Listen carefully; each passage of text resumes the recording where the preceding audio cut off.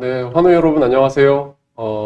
오늘은 저희 혈액학회의 림프종과 다발굴수종의 연자로 가장 인기 있는 두 교수님을 모시고 우리 환우분들께서 최근에 카티 세포 치료 또 이중항체 치료에 대해서 궁금하신 점들이 있으실 것 같아서 오늘 저희가 두 분의 강의를 듣고 또 많은 환우분들의 궁금증을 좀 저희가 해소를 일부라도 해드리고자 이렇게 모였습니다.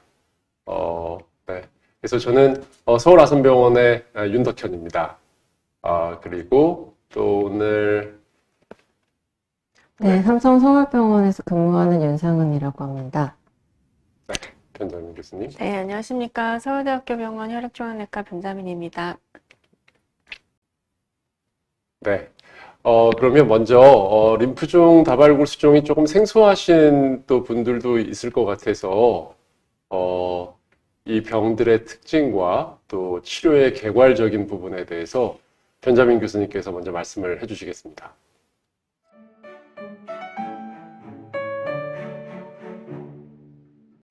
외래를 볼 때 많은 얘기를 나누면 좋겠는데 그 시간이 없기 때문에 이런 기회를 비루어서 이제 조금 못다한 얘기를 할 수 있는 기회를 주셔서 감사하고, 제가 먼저 말씀드릴 내용은 방금 윤덕현 교수님께서도 말씀을 하셨듯이 혈액암이 무엇이고, 그 다음에 이제 암 치료를 어떻게 하고, 우리가 면역 치료라는 게 가장 핫한데 면역 치료가 어떤 종류가 있는지에 대해서 먼저 조금 말씀을 드리고 시작을 하는 게 좋을 것 같아서 준비를 하였습니다.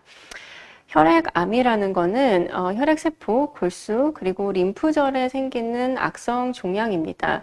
그래서 우리가 크게 얘기를 할 때 뭐 간암, 위암 이런 식으로 장기에 생기는 암들이 있고 혈액에 생기는 암들이 있다고 얘기를 합니다. 혈액암 같은 경우에는 아주 크게 골수성과 림프구성으로 나누게 되고요. 림프구성에서 가장 유명한 것 중에 하나가 림프종이고, 그리고 급성 림프구성 백혈병, 다발골수종 등의 병이 있습니다. 다 사촌지간이라고 생각을 하시면 되겠습니다. 오늘 이제 이 얘기를 먼저 하는 이유는 면역 치료의 대부분이 현재는 림프구성 질환에서 사용이 되고 있기 때문에, 그렇기 때문에 이 분류를 조금 이해를 하고 가면은 앞으로 이야기하기가 쉬울 것 같아서 먼저 준비를 했습니다. 암 치료는 굉장히 익숙하실 것 같기는 한데, 암 치료로 사용할 수 있는 종류가 굉장히 여러 가지가 있습니다. 그래서 가장 오래 사용을 해왔고 가장 널리 사용하고 있는 게 세포독성 항암화학요법이 되겠고요. 엄밀히 따지면은 이제 여러 가지를 써놓기는 했지만은 면역치료, 표적치료, 그 다음에 호르몬치료 전부 다 항암화학요법에 들어가기는 하지만 방법이 조금 다르기 때문에 우리가 구분을 해서 이렇게 적어 놓았습니다. 그리고 이제 조혈모세포 이식, 수술, 방사선 치료, 광역학 치료도 전부 다 암 치료 종류에 속하게 되고요. 굴글무시로 해놓은 거는 혈액암에서 사용할 수 있는 것들이고, 그 중에서도 혈액내과에서 액티브하게 사용하고 있는 것들을 X표로 표시를 해 두었습니다. 그러면은 이제 각 치료에 대해서 조금 자세히 알아보기 위해서 제가 준비를 해왔는데요. 항암화학요법이라는 거는 무차별적으로 빨리 자라는 세포들을 전부 다 죽이는 약제를 사용하는 게 되겠고, 그렇기 때문에 항암을 하면은 흔히들 머리가 빠진다, 아니면 손톱이 변화가 온다라고 하는 것들이 그런 세포들도 빨리 자라기 때문에 영향을 입어서 그런 것입니다. 오늘 주제가 되는 면역 치료 같은 경우에는 이미 가지고 있는 면역계를 사용을 해서 암을 공격을 할 수 있도록 하는 것들이 치료가 되겠고, 표적 치료라는 것도 면역 치료와 비슷한 개념이기는 한데, 암에서 주로 발현되는 표적 물질, 그러니까 유전자 변이를 타겟을 할 수 있는 약제를 만들어서 그것만 쏙쏙 뽑아서 죽인다고 하면 다른 정상 세포에는 영향을 덜 미치고 암세포만 선택적으로 죽일 수 있기 때문에 표적 치료라는 개념이 있습니다. 면역 치료의 개괄에 대해서 말씀을 드리면, 우리 이제 면역이라는 게 뭐 면역 얘기는 많이 하는데 굉장히 생소하고 어떤 의미인지 잘 모르겠기도 하고 그렇기 때문에 우리 면역 체계에 대해서 조금 먼저 말씀을 드리면요. 면역 체계라는 거는 면역 세포들과 면역 물질로 이루어져 있습니다.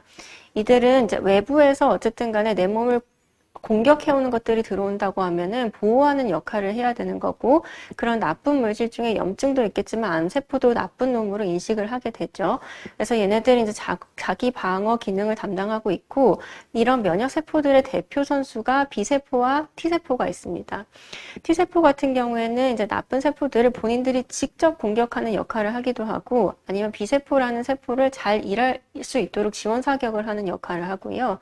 B세포 같은 경우에는 항체라는 것을 분비를 해서 나쁜 물질을 제거할 수 있는 아이들을 B세포라고 얘기를 하게 됩니다. 그래서 이제 T세포와 B세포가 있다. 요거는 잘 알고 계셔야 될 것 같습니다.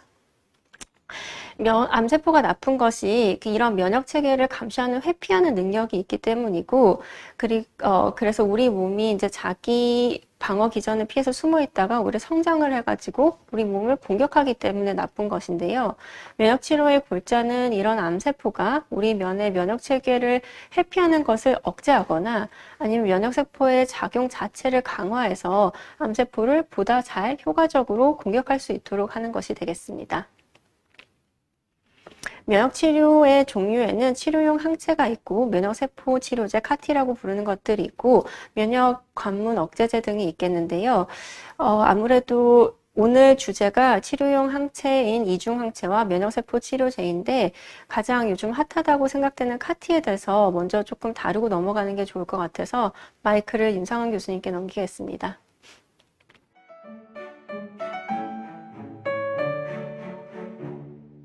안녕하세요. 저는 아까 인사드린 삼성서울병원 윤상은이라고 합니다. 이제 오늘 변자민 교수님께서 앞서서 우리 림프종과 다발골수종에서 어떤 치료가 있는지 이제 미리 말씀을 해주셨고, 저는 그 중에서도 이제 카티세포 치료에 대해서 특히 림프종과 다발골수종에서 현재 어떻게 하고 있는지, 어떻게 생산하는지에 대해서 간략히 설명을 드리도록 하겠습니다. 순서는 우선은 카티세포 치료제 작용 기전, 그다음에 림프종과 다발골수종에서의 치료 현황, 여기까지 준비가 되어 있는데요. 하나씩 들여다보겠습니다. 이제 카티세포의 작용 기전을 알려면 앞서서 우리의 그 림프구 세포가 어디서 만들어지고 얘들이 어디로 이동하는지에 대해서 좀 이해를 하는 게 필요합니다. 우리 몸에는 이 골수, 뼈 안에 이제 빨간 피가 있고요. 이걸 이제 골수라고 하는데, 이걸 골수 모세포에서 분화가 세 가지로 나뉘게 됩니다. 거대세포, 골수성 정구세포, 림프구 모세포로 나뉘게 되고요. 일반적으로 골수성 정구세포에서는 이제 호중구, 혈소판, 적혈구가 생산이 되지만 림프구 모세포에서는 B세포, T세포, NK세포라고 하는 림프구가 발생을 하고 더 나아가서는 항체를 생산할 수 있는 형질세포가 됩니다. 처음에는 뼈 안에 이제 갇혀 있었던 혈액들이 본인의 기능을 가지게 되면서 몸 안에 있는 림프결절과 흉선, 비장, 장막간, 또 다시 골수 안으로 이동을 하면서 전체적으로 우리 몸 안에 있는 잘못된 감염과 잘못 생산된 세포로부터 우리를 보호하고 지키는 영향력을 가지게 되고요. 정상적으로 이 몸을 순회하면서 우리가 이제 이 깨진 면역 체계가 정상으로 돌아갈 수 있도록 감찰하고 지키는 역할을 하는 게 림프구 세포와 형질 세포가 하는 일이 됩니다. 그러면 이런 림프종과 다발골수종 세포 표면은 우리가 특징적인 색을 가지고 있다라고 얘기를 하는데, 일반적으로 골수에 있는 애들은 활동성을 갖기 전에 림프구가 됩니다. 따라서 얘들은 유아기라고 생각하시면 되는데요. 유아기 애들은 기능이 별로 없죠. 할 수 있는 것도 없는데 뭔가 하나를 배워서 나가게 됐을 때 이제 활성화된 림프구가 되고, 조금 더 기술적으로 나아졌을 때 이제 형체를 생산하게 되는 형질세포로 변화하게 됩니다. 그때 우리는 얘들이 입고 있는 이 옷 색깔로 구분을 하게 되고요. 활성화된 림프구의 경우에는 CD19와 CD20을 발현해서 위치를 검색할 수 있게 되고, 그 위치에서 배워야 되는 교육 과정이 좀 다릅니다. 따라서 B세포 림프구가 발생할 수 있는 이 단계에서는 CD19와 20을 우리가 세포 표면을 보고, 아, 이게 발현되어 있으면 B세포 림프구구나, B세포 림프구에서 암이 생겼구나 라고 이제 추측을 하게 되고요. 한 단계 더 교육 과정이 나은 애들로 이제 변화하게 되면 옷 색깔이 바뀝니다. 제가 이거는 이제 인위적으로 바꿔놨는데요. 핑크색 옷을 입은 애들을 이제 림프구의 옷 색깔이라고 본다면, 이 녹색 BCMA를 발현한 애들은 이제 형질세포, 항체를 생산하는 애들이 됩니다. 따라서 이런 옷 색깔로 본인이 있어야 될 위치를 벗어나지 않고 그 위치를 순회하면서 본인들의 일을 하게 되게 됩니다. 따라서 그 B세포 림프구와 이제 그 B세포 림프종과 다발골수종이 생기는 이유는요, 2단계에서 생기는 림프종이 됩니다. 따라서 우리가 활성화된 림프구가 CD19와 20을 발현한 상태에서 암이 됐기 때문에 미만성 거대 비세포 림프종은 세포 표면에 이렇게 핑크색 옷 색깔을 입게 되고요. 한 단계 더 나아간 다발골수종의 경우에는 뭔가 하나 더 배웠죠. 뭘 생산할 수 있는 능력을 가지게 된 애들입니다. 이런 애들은 옷 색깔이 바뀝니다. 녹색으로 바뀌게 되죠. 그래서 다발골수종 세포에서는 BCMA, 근데 일반적으로 생산되는 정상적인 형질세포도 BCMA를 발현할 수 있고 다발골수종 암세포도 2단계에서 생겼기 때문에 동일한 옷 색깔을 가지고 있습니다. 그래서 우리가 치료제에서 CD19를 발현한 애들을 표적으로 하고 20을 발현한 애들을 표적으로 하기 때문에 비세포 림프종에서 20을 발현했을 때 표적이 되는 게 리투키마비 되고요. CD19가 현재 제가 말씀드리려고 하는 킴라이아가 됩니다. BCMA를 발현하는 다발골수 중에서도 이제 많은 표적 치료제가 개발돼서 그 중에 하나가 카티세포 치료제의 표적이 되는데요. 그 표적이라고 하는 거에 대한 근거는 그들이 그 당시에 갖고 있었던 그 옷 색깔로 구분을 하게 됩니다. 그러면 카티세포는 어떻게 생산을 하느냐? 일반적으로 이제 환자분이 오시면 이제 혈액을 이제 이렇게 체열을 합니다. 체열이 흔히는 이제 우리가 헌혈을 하는 헌혈을 한 방법이죠. 이게 다중으로 혈액을 뽀게 되면요. 그 중에는 아까 말씀드린 적혈구, 혈소판, 백혈구, 림프구가 다 섞여 있는데 그 중에서도 건강한 T세포 림프구를 이제 걸러내서 한 백을 만들게 됩니다. 적정 용량으로 세포 도달 단계에서 우리가 만들 수 있는 정도의 충분한 재료가 모아졌다라고 생산이 되면 다음 단계로 넘어가는데 그 채집이라고 하는 그 과정이 혈액을 뽑아서 그 혈액 안에 있는 건강한 T세포 림프구를 채집하는 과정을 얘기를 하게 됩니다. 그게 카티세포 생산의 첫 번째 단계가 되고요. 이건 이제 병원에서 이제 입원하시면 첫 번째로 체열하게 됩니다. 두 번째 단계는 이제 환자분의 혈액에서 우리가 T세포 림프구를 뽑게 되면 이 T세포 림프구는 지금은 기능이 없죠. 이게 그냥 표면이 그냥 매끌매끌하게 되어 있으면 T세포 림프구에다가 그 아까 말씀드린 그 당시에 발현하는 그 옷 색깔에 들러붙을 수 있는 이런 수용체를 달게 됩니다. 손을 달아주는 걸 수용체라고 하는데요. 그 T세포 림프구 표면에 그 미만성 거대 비세포 림프종의 CD19, 다발골수종의 BCMA를 인식하는 그 수용체를 달아주는 게 이제 생산을 해낸다라는 얘기가 되고요. 일반적인 우리 T세포 림프구에다가 당시에 이 표지제를 인식할 수 있는 손을 달아주는 이 과정을 거치게 되면 카티세포가 생산이 되게 됩니다. 그래서 이거는 카티세포 치료제 생산 공장이 따로 있고요. 이 공장에서 우리 몸에서 뽑아낸 건강한 T세포 림프구에 암세포의 표지자인 CD19와 BCMA를 인식할 수 있는 손, 키메릭 항원 수용체를 삽입을 하는 게 이제 두 번째 생산 과정이 됩니다. 그럼 이게 생산으로 끝나느냐? 그러고 난 다음에 이제 필요한 과정이 충분한 치료제 목표까지 세포가 준비가 돼야 됩니다. 얘들은 스스로 증식할 수 있는 힘이 있어서요. 외부의 힘도 좀 필요하겠지만 이게 한두 마리로 되는 게 아니죠. 그래서 2 곱하기 10의 6승 이상의 개체수가 이제 준비가 되면 환자분께는 수혈하는 방법으로 이 세포를 투약하게 됩니다. 그러면 이 발들이 어떤 애는 뭐 CD19를 인식할 수 있겠고요. 어떤 애들은 BCMA를 인식할 수도 있겠지만 이 T세포가 암세포 표면에 발현되어 있는 CD19와 BCMA를 걔만 잡게 되는 능력을 가지게 되고 그렇게 되면 얘를 공격하게 되는 정상적인 면역체계로 돌아가려는 능력 때문에 걔를 공격하게 되고 그렇게 되면 세포가 이렇게 죽게 되는 일이 됩니다. 그래서 카티세포 치료제는 그 아이만 뭘 표적으로 가지고 있는 CD19와 BCMA를 표적으로 가지고 있는 그 애들만 공격해서 사멸하게 되는 과정을 통해 항암 치료 효과를 발휘할 수가 있습니다. 그러면 림프종에서 카티세포 치료 현황을 보면요. 이게 지금 카티세포 치료제 이제 모식도가 되는 거라서 아마 인식하시기에 좀 도움이 될 겁니다. 그래서 림프종에서 BCMA가 CD19를 발현하는 카티세포 치료 현황을 보면 그 전에 우선은 미국에 있는 식약처에서 승인된 약과 한국에 있는 식약처에서 승인된 약들을 보면 미국에서 승인된 약은 이드셀, 실타셀, 이거는 아까 말씀드린 녹색 옷 색깔이죠.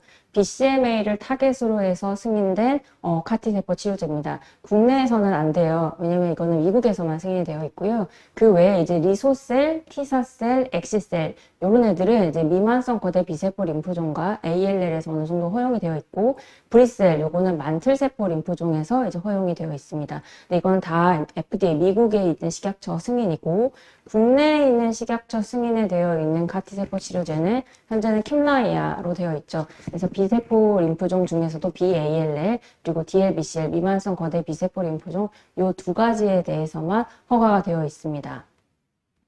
미만성 거대 비세포 림프종에서 카티세포 치료 현황을 보려면 우리가 그동안 1차 때, 2차 때 재발했을 때 어떤 결과가 있길래 카티가 좋냐 이걸 얘기해야 되는 근거가 좀 필요한데요. 우선은 처음으로 진단된 미만 거대 비세포 림프종의 치료 성적은 일반적으로 이제 알차 마리포커를 했을 때 60에서 80 정도가 됩니다. 이제 리투시마브 썼을 때 이 그래프가 거의 뭐 수평선으로 가죠. 당연히 제한 병기에서요. 근데 이제 진행 병기를 가면 좀 떨어지기는 하지만 그래도 어느 정도가 되면 이 옆으로 가는 이 수평선이 유지가 되는 걸 볼 수 있습니다.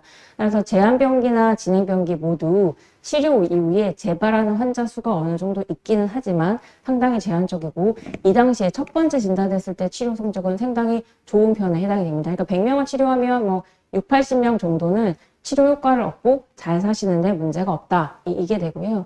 재발시 미만 거대 비세포 림프종의 같은 경우에는 우리가 흔히 하고 있는 세포독성 항암제를 포함한 모든 표준 항암 요법을 보면 그래프가 아래로 뚝 떨어져서 이제 옆으로 유지가 되죠. 이제 1년 이내에 이제 많은 환자분들이 재발하거나 이제 사망하시거나 한다는 결과를 보여주는데, 그나마 이 표준 항암 요법을 받은 전체 환자들을 나누어서 봤더니 단순히 일반 항암만 한 사람과 자가이식을 한 사람들의 그래프가 조금 상이하다는 걸 알 수가 있습니다. 따라서 이제 첫 번째 치료에서는 100명을 치료하면 60명에서 80명이 나는 좋아졌어 라고 얘기를 할 수 있지만, 재발 시에서는 100명을 치료하면 26명 정도, 그래도 자가이식을 했을 때는 조금 더 많은 수에서 나는 좋아졌어 라고 얘기할 수 있을 정도로 3분의 1 정도 효과가 좀 떨어지죠. 그러면 재발 시에 똑같은 세팅에서 카티세포 치료는 어떠냐, 이게 미국에서 2017년도에 나왔던 데이터를 보시면요, 요 아래에 있는 게 표준항암 요법이라 요거랑 비슷합니다. 이렇게 그래프가 이렇게 쭉 떨어지죠. 재발하고 사망한 환자분들이 이렇게 축적이 되지만 카티세포 치료제는 어느 순간이 되면 떨어지지 않는다는 걸 알 수가 있고,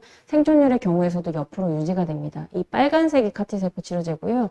파란색이 표준 치료제인데 큰 격차를 보이고 있다는 걸 알 수가 있습니다. 그래서 표준항암 치료를 한 사람들의 완전 관해율을 보자면 100명 중에 22명 정도 나는 다 나았어 라고 얘기를 할 수 있다면, 카티세포 치료제는 100명 중 52명이 나는 나아졌다 라고 얘기를 할 수 있고요. 생존율의 경우에는 일반적으로 이제 재발했을 때 표준항암 치료를 하면 6.3개월 나는 안전하게 살 수 있어 를 얘기를 했다면, 이제는 19.3개월 2년을 넘어서까지 우리는 잘 살 수 있다 라고 얘기를 할 수 있습니다. 근데 이제 그런 얘기를 하실 거예요. 이건 다 임상연구 아니겠느냐. 그래서 저희 병원 데이터를 가져와 봤는데요. 이게 이제 노바티스 킴리아가 현재 우리나라에서 이제 치료가 가능해서요. 이게 임상연구로 되어 있죠.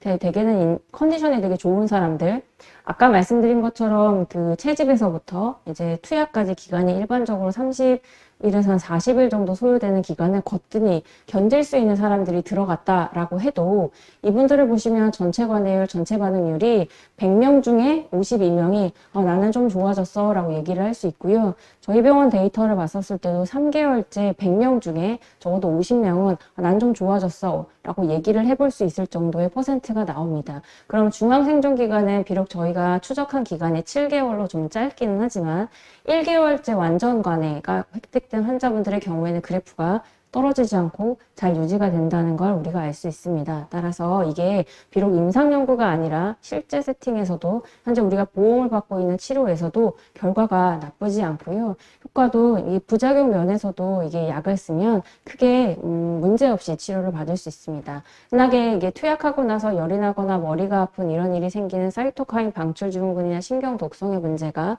100명 중에 22명, 100명 중에 12명 정도 위험한 등급으로 생겼다면, 실제에서는 100명 중에 10명, 100명 중에 4명 정도로 그 빈도도 생각보다 낮은 편이라서요. 생각보다 안전하고 좋은 치료라고 생각해 볼 수 있겠습니다. 다발골수종에서 카티세포 치료제는 애석하게도 국내에서 보험이 되어 있지가 않습니다. 1차 치료제로 지금은 자가이식 때 BCMA 카티세포 치료제로 1대1로 하는 임상 연구가 있지만 모든 사람들에게 오픈되어 있는 소스는 아니기 때문에 실은 이거는 아직까지는 우리한테 유니콘 같은 이야기이긴 합니다. 또 한번 들어보시면요. 우선 다발골수종에서 카티세포 치료는 아까 말씀드린 것처럼 두 가지, 이드셀, 그리고 실타셀 두 가지가 승인이 되어 있습니다. 이전에 3회 이상, 많이 치료하시는 탈리도마이드, 레날리도마이드, 볼테조미, 카필조미, 다라투무마 다 맞고도 재발을 했을 때 이 사람들을 또 다음 치료를 했을 때 완전 간회율이 어떠냐? 이거를 치료하고 4차 치료로 표준 치료 우리가 하는 항암 치료를 했을 때 100명 중 6명이 좋아졌다면 이드셀은 100명 중 38명이 치료 효과를 얻었습니다. 그래프가 이렇게 떨어지는 게 표준 치료제인데요. 이게 이제 무진행 생존율이라고 해서 이제 이 사람들을 봤더니 4.4개월, 표준 치료에서는 4.4개월이었다면 이드셀을 했을 때는 13.3개월로 조금 더 향상된 결과를 볼 수 있습니다.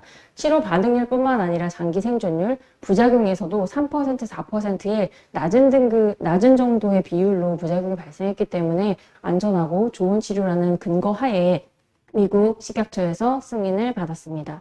두 번째는 이게 실타셀인데요. 실타셀은 비교 연구도 있고 이제 실타틱 단독 연구도 있지만 그냥 다 아우러서 봤을 때 이전에 6번 이상 치료를 실패했음에도 불구하고 일반적인 치료에 있어서는 100명 중 2명이 치료 효과를 얻었고 6번 재발했으니까요. 근데 여기서는 100명 중 거의 60명 정도가 그럼에도 불구하고 다시 생존율을 획득하는 과정을 볼 수 있습니다.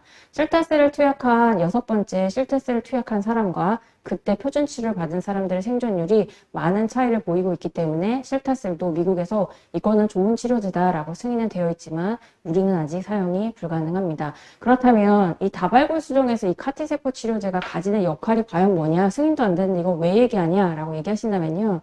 처음으로 진단된 다발골수종, 이전에 한 번이라도 치료를 받은 다발골수종, 이전에 2번의 치료를 받은 다발골수종의 환자분들의 생존율이 이렇게 그래프가 떨어지듯이 이렇게 떨어지는 걸 알 수가 있습니다. 그래서 자가이식이 가능하든 불가능하든 2년이 넘겨서 무진행 생존율을 유지했던 이 긴 그래프에서요. 한 번을 재발하고 나면 이제 KRD, IRD, KD 많이 들어본 이 약들에서는 조금 더 짧아진 그래프를 가지게 되고요. 2번 이상, 3번째 재발했을 때는 7개월, 4번째 이상을 재발하면 5개월 정도로 점차 그 치료제에 대해서 기대되는 무진행 생존율 또는 치료 관해율이 되게 떨어지는데요. 이드셀과 실타셀에서 봤을 때는 이걸 뛰어넘어서 그래프를 역변하게 만들 수 있는 능력이 있는 겁니다. 이게 그러니까 뭐 6번 재발하고 많이 재발하면 당연히 결과는 안 좋을 수밖에 없긴 하지만 이드셀과 실타셀이 한 번 더 이게 바닥에서 치고 올라올 수 있는 정도의 능력을 가지고 있기 때문에 미국에서 승인을 받았는 것 같고요. 이게 바닥에 있는 이게 우리는 더 이상 할 수 없어 라는 그 시점에서 다시 한번 역변할 수 있는 역할을 할 수 있기 때문에 좋은 치료제로서 이야기가 계속되고 있는 게 아닌가 싶습니다. 그래서 마무리를 해보면요. 카티세포 치료제는 내 몸의 면역 체계를 강화시켜서 이제 암세포를 제거하도록 하는 면역 치료제의 일종이 되고요.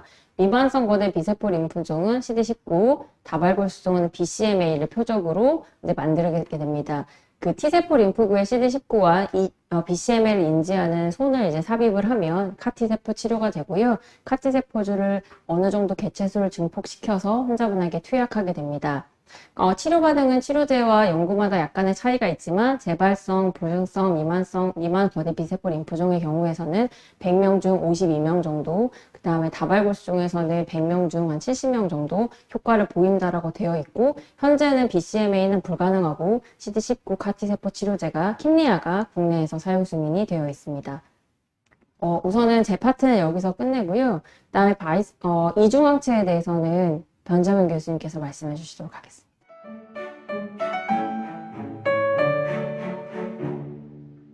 그러면은 이중 항체에 대해서 연달아서 말씀을 드리도록 하겠습니다. 치료용 항체라는 게 이때까지 안 써왔던 건 아니고 상당히 오랜 기간, 아까 윤상환 교수님께서 리투ක්시맙 얘기도 하셨지만 오랜 기간 사용해 오던 건데 이제 모양에 따라서 우리가 조금 구분을 해서 얘기를 하고 있고 요즘 가장 핫한 것이 이중 항체가 되겠습니다. 그래서 이중 항체에 대해서 조금 더 말씀을 드리면요. 이제 그 카티 세포랑 어떻게 생각하면 굉장히 굉장히 비슷하기 때문에 두 개가 항상 같이 붙어 다니면서 비교가 되고 우리가 얘기를 하게 되는 건데, 아까 T세포가 중요하다고 말씀을 드리지 않았습니까? 그래서 한쪽은 T세포를 끌어오는 게 있고 한쪽은 암세포에 붙는 아까 발이라고 표현하셨던 것이 있습니다. 그래서 그거 두 개를 붙여 놓으면요, 이렇게 되는 거죠. 한쪽에서는 T세포를 끌고 오고 한쪽은 암세포를 표적을 이제 그 확인을 해가지고 이렇게 붙게 되면은 T세포가 암세포를 공격해서 죽일 수 있는 개념입니다. 이게 뭐 방금 들으셨던 카티와 굉장히 비슷한 그런 건데, 이거의 가장 큰 장점 같은 경우에는 이미 만들어진 약이기 때문에 기다리지 않고 바로 투약이 가능하다는 게 가장 좋은 포인트가 될 것 같습니다. 그래서 이제 사용할 수 있는 거는 표적이 중요하기 때문에 방금 얘기를 많이 들으셨기 때문에 그냥 넘어가기로 하고, 림프종과 그 ALL이라고 하는 급성 림프구성 백혈병, 그 다음에 다발골수종에서 사용을 할 수 있는데, 표적이 CD19도 있고 CD20도 있고 BCMA도 있고 GPRC5D도 있고 FcRH5라는 것도 있습니다. 어떤 것을 표적으로 삼냐에 따라서 우리가 약 이름을 결정을 하게 되는 거고, 약들이 이렇게 여러 가지가 있습니다. 방금도 말씀드렸지만 카티 같은 경우에는 뇌세포를 뽑아가지고 보내고 만들어지기까지 기다려야 된다고 하면, 이 약들은 이미 만들어진 약제를 우리가 투약을 받는 거기 때문에 바로 사용 가능하다는 게 가장 큰 장점이 될 것 같고요. 역으로 얘기하면은 이제 우리가 이때까지 해오던 약같이 여러 번 투약을 해야 되기 때문에 투약은 계속 해야 된다는 게 조금 맹점이 될 것 같기는 합니다. 방금 말씀드렸던 내용이긴 한데, 이렇게 암세포라고 표현을 해놓긴 했지만 이게 다발골수종이라고 얘기를 하면 다발골수종이 BCM이라는 걸 표현을 하고 있고, 그러면 얘를 이제 T세포가 공격을 할 수 있도록 끌고 오는 역할을 하는 게 약제가 되겠고, 그럼 T세포가 암세포를 공격해서 죽인다. 이렇게 이해를 하시면 될 것 같습니다. 그 다음에 이제 부작용에 대해서 말씀을 드릴 건데요. 카티든 이 이중항체든 부작용이 굉장히 비슷합니다. 왜냐하면은 결국에는 기전이 T세포라는 애를 끌고 와서 걔가 열심히 일을 하도록 만드는 거기 때문에 부작용이 굉장히 비슷하기 때문에 제가 한꺼번에 말씀을 드릴 거고요. 아까 잠깐 언급이 되었던 사이토카인 방출 증후군, 아니면 쉽게 CRS라고 부르는 게 있고, 그 다음에 면역 독성이 이제 여러 가지가 있는데 그 중에서 가장 우리가 유의 있게 보는 게 아이캔즈라고 해서 면역 효과기 세포 관련 신경 독성 증후군이 있겠고요. 아무래도 여러 가지 면역 세포를 우리가 건드리는 거다 보니까 혈구 감소증은 어느 정도밖에 생길 수가 없고, 그거에 따라서 여러 가지 합병증이 일어날 수가 있는데, 백혈구가 감소가 되면은 감염이나 피곤감이 생길 수가 있고, 빈혈이 생긴다. 그러니까 헤모글로빈이나 수치가 떨어지면은 어지러움과 숨찬감이 생길 수 있고, 혈소판이 떨어지면 출혈이나 아니면 멍이 잘 드는 증상이 생길 수가 있겠고, 이런 게 이제 꽤 오래 가기 때문에 뭐 카티 같은 경우에는 30일에서 100일까지도 보기는 하고, 그리고 이중항체 같은 경우에는 맞을 때마다 생길 수 있다는 것을 유의해야 되겠습니다. CRS나 아이캔스에 대해서 조금 더 자세히 말씀을 드리겠습니다. 얘네들이 T세포가 결국에는 역할을 하도록 열심히 일을 하다 보면 이게 활성화되고 증식이 되면서 염증성 사이토카인이라는 게 분비가 되게 되는데, 그러면 이 염증성 사이토카인들이 몸의 여러 가지 장기에서 문제를 일으키는 상황을 얘기하게 되고, 가장 특징적으로 발열, 그러니까 열이 난다거나 아니면 호흡 곤란이 조금 생긴다거나 아니면 혈압이 떨어지는 식으로 나타나게 됩니다. 그래서 우리가 CRS라는 게 나타나게 되면 사이토카인이 문제를 일으키는 거기 때문에 사이토카인을 공격할 수 있는, 그러니까 사이토카인을 막을 수 있는 그런 약제를 사용하게 되고, 그게 토실리주맙이라는 약이 되겠습니다. 아이캔스 같은 경우에는 이제 머리에서 일어나는 얘기를 하는 건데, CRS랑 거의 비슷한 거고, T세포가 문제를 일으키는 상황인데, 그게 머리에서 나타나는 상황을 얘기를 하는 거고요. 가장 빠르게 알 수 있는 방법은 핸드라이팅 테스트라고 해서, 우리가 이제 여러 가지 치료를 하다 보면은 매일매일 나는 누구입니다, 이렇게 글씨를 써서 확인을 하는 것을 보실 수가 있는데, 그게 이런 문제가 생기는 걸 가장 빨리 우리가 알아챌 수 있는 방법이기 때문에요. 이런 식으로 이제 글씨를 쓰는 게 좀 달라진다라고 하면, 이거는 문제가 생겼겠구나라고 생각을 하고 대처를 할 수 있는 근거가 되는 게 되겠습니다. 방금 말씀드렸던 내용이고 가장 특징적으로 나타나는 게 열, 저산소증, 그 다음에 저혈압이 되겠는데 그거 말고도 장기 독성이 여러 군데서 생길 수 있기 때문에 간 수치가 올라간다거나 신장 수치가 올라간다거나 아니면 염증 수치가 올라간다거나 여러 가지 방식으로 나타날 수 있습니다. 이중 항체 치료는 그러면 효과가 얼마나 좋은지에 대해서 말씀을 드리고 마무리를 짓도록 하겠습니다.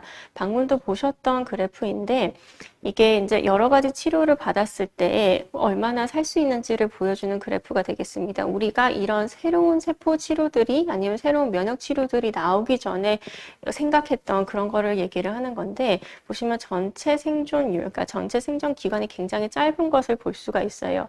근데 그에 반해서 새로 나오는 약제들이죠. 엘레나타맙이란 테클리스타마, 탈코아타마 이런 약들이 있는데 이런 약들 우리 알고 있는 세팅입니다. 이전에 치료를 6번이나 받았던 환자들, 그러니까 더 이상 사용할 약이 없습니다. 마음의 준비를 하세요 라고 이때까지 얘기해왔던 환자들이 이런 그래프를 보였던 환자들입니다. 그럼 환자들을 대상으로 봤을 때 반응률이 60%에서 70% 정도 되는 것을 볼 수가 있고 반응률만 놓고 보면은 카티와 거의 상응한 것을 볼 수가 있죠. 그렇기 때문에 이제 반응률이 굉장히 좋은 것을 볼 수가 있고 더 고무적인 것은 그 반응률 중에서 반 정도가 완전 간에 병이 완전히 컨트롤되는 상태까지 갈 수 있다는 게 굉장히 중요한 게 되겠습니다. 그리고 CRS랑 아이캔즈 같은 경우에는 이 정도 이제 비율에서 나타나게 되는데 CRS 같은 경우에는 어쨌든 간에 조금은 일어나도 우리가 걱정을 하지가 않는 게 대처가 가능하고 그리고 CRS가 나타나는 건 T세포가 그만큼 일을 하고 있다는 것을 어떻게 생각하면 볼 수 있는 근거가 되는 거기 때문에요. 상당히 많이 나타난다고 해도 의미 있게 그러니까 그런 뭐랄까 남는 합병증이 남는 경우는 굉장히 적기 때문에 그렇게 걱정은 안 하게 되고 아이캔즈 같은 경우에 상당히 적은 수에서 나타나는 걸 볼 수가 있고요. 이게 무진행 생존율이라고 해서 이 약이 얼마나 잘 들었는지를 결국에 보여주는 거죠. 이런 경우에도 거의 이런 그래프가 이렇게 이거는 전체 생존율 그러니까 치료를 어떻게 해도 6개월밖에 못 쪄서 살던 사람들을 무진영 생존율 자체를 2배 이상 올렸다는데 가장 큰 의미가 있을 것 같습니다. 네, 제가 준비한 내용은 여기까지고 이제 윤덕현 교수님께 마이크를 넘기도록 하겠습니다.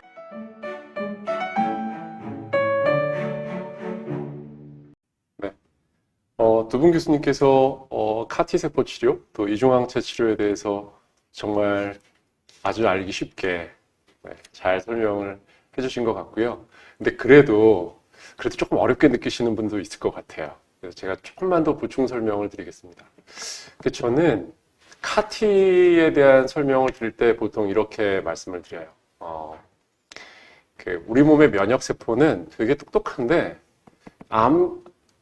안타깝게도 이제 우리 암 환우분들의 면역세포는 조금 건강인의 면역세포에 비해서는 이렇게 기능이 좀 떨어져 있고, 말하자면 시력이 떨어져 있어요. 그래서 몸에서 면역세포를 꺼내준 다음에 저는 보통 안테나를 달아주는 조작을 우리가 한다. 이렇게도 말씀을 드립니다. 근데 설명해 주신 것처럼 암세포를 잘 잡아서 죽이는 손을 달아준다. 그렇게 생각하셔도 될 것 같아요. 네. 그리고 이어서 이중항체에 대해서 조금 더 말씀을 드리겠습니다. 이제 아마도 이 동영상을 보시는 우리 환우분들이 지금까지 또 이야기를 들으면 그러면 둘 다 되게 좋은 치료인 거는 같은데 한편으로는 그러면 둘 다 좋은데 그러면 어느 게 더 좋다는 건가? 좀 또 이런 궁금증도 좀 드실 것 같아요. 먼저 말씀드리면 카티 세포 치료는 굉장히 지금까지 나왔던 어떤 치료제보다 좋은 효과를 실제로 보이고 있는 치료라는 점은 분명하고요. 그러나 사실은 안타깝게도 여전히 굉장히 좋은 치료임에도 불구하고 정말 아쉽지만 모든 분들이 사실은 좋아지는 건 아니죠. 그죠? 네. 사실 이중항체도 마찬가지고요. 또 이제 카티 세포 치료제에 대해서 이제 우리가 꼭 이야기를 해야 되는 점은 언급해 주셨지만 이게 좀 사실 너무 복잡해요. 네.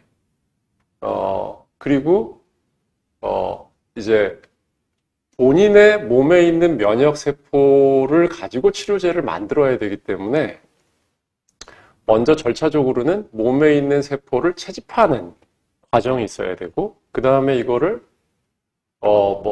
예를 들면 지금 상황에서는 킴리아 같은 치료는, 혈액 채취를 한 다음에 비행기로 미국에 보내야 되죠. 네. 그 다음에 미국에 있는 생산시설에서 보통은 한 달 정도 걸리죠. 대략. 네. 그래서 그게 다시 국내로 또 비행기를 타고 얼린 상태로 돌아오면 이제 그 다음에 우리가 전처치를 하고 환자분들에게 드려야 되는 이런 문제가 있어서 시간이 걸린다는 게 문제고, 또 하나는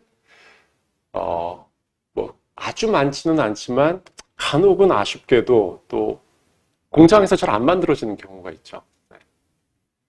네. 그런 다음에 이런 문제들을 다 극복하고 실제로 치료를 받아도 변자민 교수님 말씀 주셨는데 이런 또 일부 이런 치료제들의 고유한 독성이 있기 때문에 또 일정 기간 입원을 해서 저희가 환자분들의 안전을 도모해야 되는 좀 그런 불편하다고 할까요? 이런 좀 현실적인 어려움이 또 있습니다.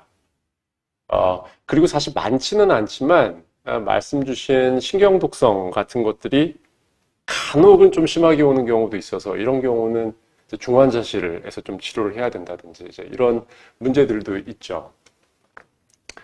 근데 제가 이제 우리 환우의 사례를 조금 보여드리겠습니다. 이분은 림프종 중에 한 가지인 소포림프종의 소포림프종 환자분이신데 이제 여러 가지 항암제 치료를 했었어요. 근데 1차 치료, 2차, 3차, 4차까지 하셨는데도 사실 병이 진행을 했던 경우이고요. 그래서 여기서 이제 전체는 아닌데 이렇게 까맣게 보이는 부분들의 상당 부분이 이제 병이 있는 부분입니다. 근데 이제 이분에게 이중항체 치료를 했는데 이게 병이 다 없어졌어요. 사실 큰 부작용이 없었고요. 이렇게 지금 이 슬라이드에서 오른쪽에 있는 사진이 정상적인 사진입니다. 그래서 이런 상태를 저희가 관해라고 하고 이 사진에서 보이는 까만 부분은 정상 장기들입니다. 그래서 좌우를 비교를 해서 다른 부분이 원래 병이었던 부분이죠. 되게 좋아졌어요. 그래서 조금 이중항체에 대해서 그러니까 카티세포는 도리어 설명을 너무 많이 들으셨기 때문에 좀 익숙할 수도 있고 이중항체는 조금 낯설 수도 있을 것 같아서 조금만 더 설명을 드리면 요건 이제 림프종에서 사용하는 이중항체들인데요. 저는 이중항체는 또 이렇게 말씀드립니다. 보시는 것처럼 요거는 꼬리고요. 이게 손입니다. 그래서 항체는 손이 2개 있습니다. 손이 2개 있어요. 그래서 보통 통상적으로 사용하는 항체 치료제는 두 손이 똑같이 움직입니다. 요렇게. 그러니까 이렇게가 안 돼요.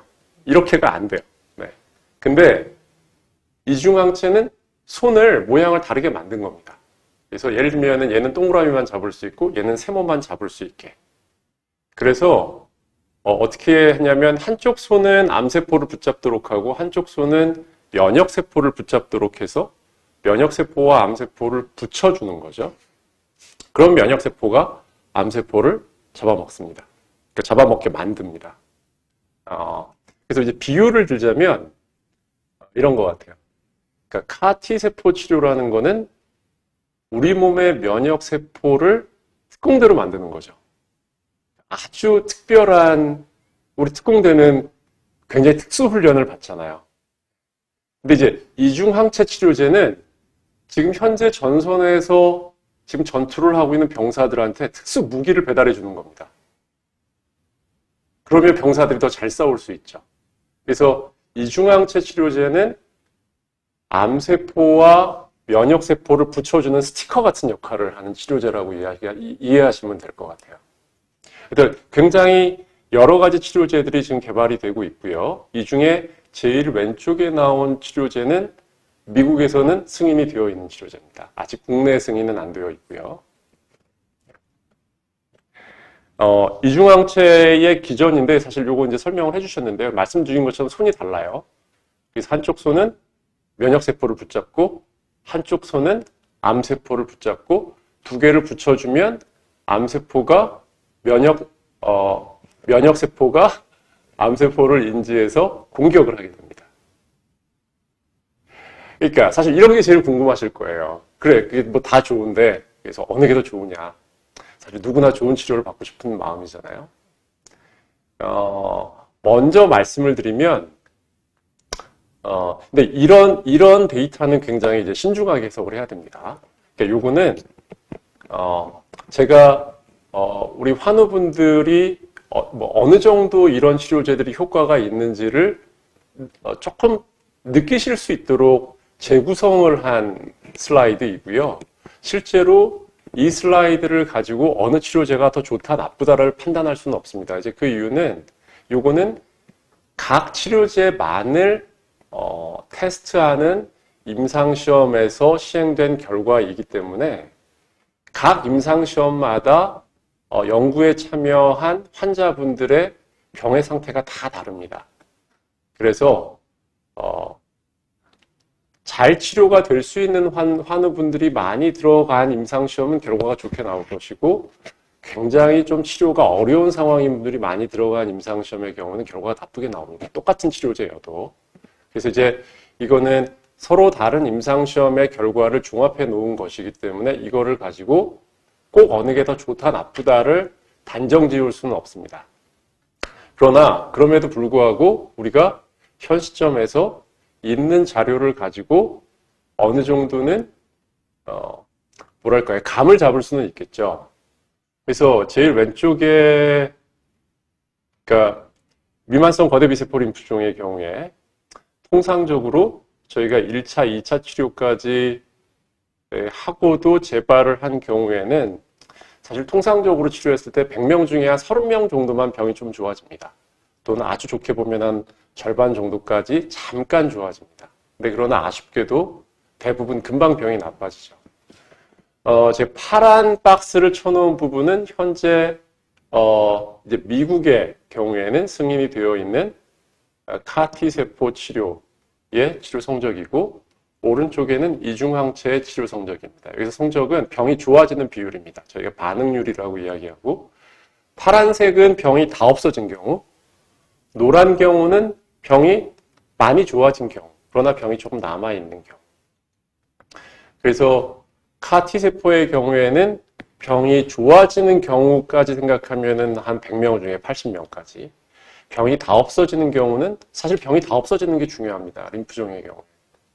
한 절반 정도까지. 근데 이제 오른쪽을 보면 이중항체 치료제는 병이 다 없어지는 경우가 한 20에서 한 40% 정도.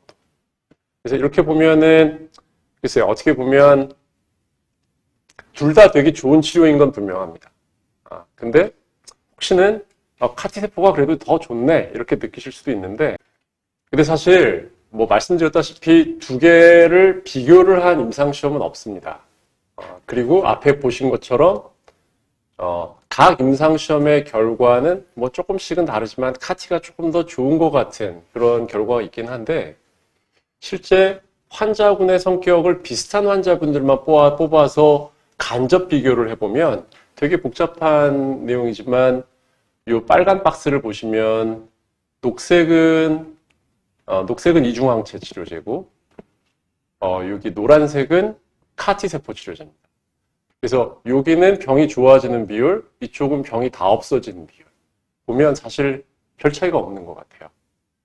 근데 마찬가지로 이제 이런 결과는 사실 조금 해석은 조심해야 됩니다. 이걸 가지고 확실하게 우리가 이야기할 수는 없지만 제가 말씀드리고 싶은 얘기는 각 치료제가 장단점이 있고 둘 다 모든 좋은 치료제라는 점입니다. 반드시 CAR-T 세포 치료제가 꼭 더 우월하다. 이렇게 우리가 단정할 수 있는 건 아닙니다. 실제 이중항체 치료제가 정말 병을 완치할 수 있는가? 왜냐하면 이거는 조금 더 새로운 치료제이기 때문에 아직 임상시험 시작한 이후에 추적 관찰이 된 기간이 아직 충분히 길지 않아서 저희가 이걸 잘 몰랐는데 최근에 나오는 결과들을 보면 왼쪽에 이 선을 보면은 더 이상 떨어지지 않잖아요. 이 선이. 이제 그러면 실제로 다시 재발하지 않을 가능성이 있다는 걸 보여주는 거고 오른쪽에 다른 종류의 이중항체 치료제인데 여기 하늘색은 완전 관해를 얻은 환자분들이거든요. 보면은 굉장히 곡선이 위에 있고 잘 안 떨어지죠. 그래서 아직은 조금 더 지켜봐야 되겠지만 이중항체도 굉장히 좋은 치료법입니다. 그리고 또 기대가 되는 거는 죄송하게도 제가 이제 좀 이 영어로 되어 있는데 정말 더 고무적인 얘기는 카티세포 치료한 다음에도 사실 모든 분들이 좋아지는 건 아닌데 카티세포 치료하고도 병이 좋아지지 않거나 다시 재발한 경우에도 사실 적지 않은 분들이 좋은 반응을 보이기도 한다는 거예요.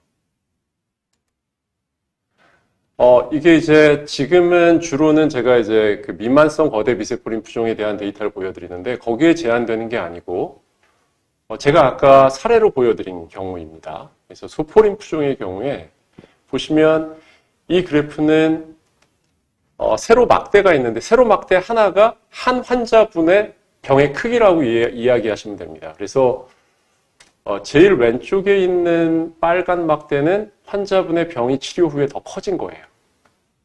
이만큼의 비율로 커졌다는 뜻이고 제일 오른쪽에 있는 파란색 막대는 아래로 내려왔죠.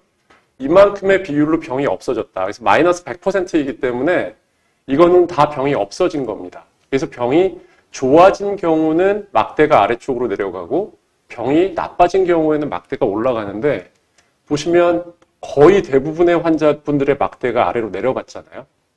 그러니까 거의 대부분의 환자분들에서 좋은 반응을 보였다는 거죠. 그래서 마찬가지로 이 병의 경우도 서로 다른 임상시험의 결과로서 해석을 조심해서 해야 되기는 하지만 카티세포도 좋은 치료 성적을 보이고 이중항체도 굉장히 못지않게 좋은 성적을 보인다는 결과들이 나오고 있습니다. 또 멘틀세포 림프종은 굉장히 여러 번 재발한 경우에는 치료가 어렵습니다. 그래서 이 왼쪽에 영어로 써 있는 치료법들이 굉장히 최신의 표적 치료제들의 결과입니다.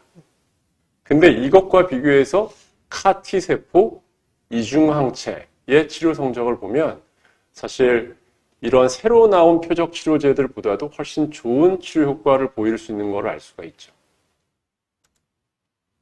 근데 변자민 교수님 말씀 주신 것처럼 모든 치료제가 좋은 점만 있는 건 아닙니다. 양이 있으면 의미 있는 거죠.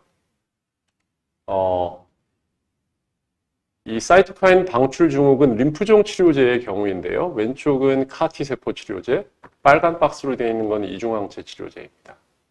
특히 이제 여기서 주목해야 될 거는 여기 노란색으로 된 부분입니다. 이 경우에는 부작용이 아주 심하게 나타난 경우인데 파란색의 높이도 조금 낮은 편이고 이중항체가 특히 노란색은 훨씬 적은 걸 볼 수 있습니다.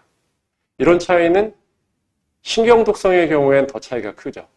그래서 카티세포의 경우에는 신경 독성이 나타날 비율이 상대적으로 이중항체보다는 경험적으로 조금 많은 편이긴 합니다. 이런 측면에서는 이중항체가 조금 유리하다고 볼 수도 있죠. 다발골수종도 마찬가지입니다. 제가 이제 왼쪽에 표시한 엑스포비어라는 치료제는 지금 이제 국내에서도 쓰이고 있는 치료제입니다. 굉장히 새로 나온 기대가 되는 치료제인데, 안타깝게도 우리 지금 여러 가지 치료제를 한 다음에 이런 치료가 필요한 상황에서는 굉장히 이제 병이 많이 이제 치료제에 대한 저항성이 생긴 상태죠. 그러니까 치료하면은 100명, 굉장히 새로 나온 좋은 치료제라고 저희가 생각하지만 병이 좋아지는 경우가 100명 중에 뭐 24, 5명, 이게 4명 중에 1명 정도만 좋아지고 안타깝게도 100명 중에 75명은 별로 병이 안 좋아지죠. 그리고 병이 실제로 다 없어지는 것에 육박하는 정도의 반응을 보이는 경우는 아주 극히 드뭅니다. 근데 카티세포 치료제의 경우에는 병이 통상적으로 다 없어졌다고 이야기하는 경우가 82%. 병이 좋아졌다고 할 수 있는 경우까지 합치면 거의 대부분이 좋아지죠. 그리고 또 다른 종류의 카티도 못지않게 좋습니다. 그리고 이중항체 치료제도 이렇게 보면 조금 못한 것 같다는 느낌을 받으실 수도 있지만 이제 통상 이런 치료가 필요한 경우에는 아무리 새로 나온 치료제도 병이 좋아지는 비율이 100명 중에 30명 정도 됩니다, 보통. 근데 이중항체 치료제는 병이 좋아지는 경우가 비율이 한 60% 정도 되기 때문에 정말 그동안 나왔던 치료제들이랑 비교하면 엄청나게 좋은 치료제라고 이야기할 수 있고요. 마찬가지로 사이토카인 방출 증후군, 신경 독성을 보면 이런 측면에서는 특히 고등급의 부작용의 경우에는 이중항체 치료제가 조금 적은 그런 경향을 보입니다.